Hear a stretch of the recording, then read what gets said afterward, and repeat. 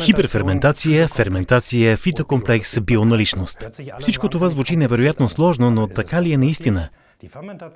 Ферментацията е процес на облагородяване, който от хилядолетия се използва при храните. При него бактерии, плесени, дрожди или ензими се добавят към продукти и при определени условия ги метаболизират. Хиперферментацията протича в две стъпки.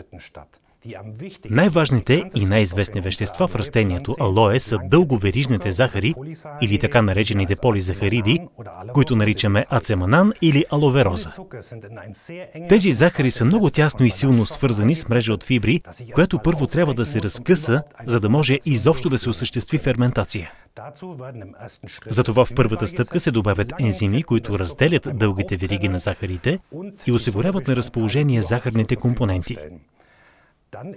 Във втората стъпка се добавят дрожди, които ферментират захарите и така възникват изцяло нови малки молекули. По този начин получаваме един напълно нов фитокомплекс. Този фитокомплекс може да проникне по-дълбоко в слоевете на кожата и така се постига повишена бионаличност или ефективност.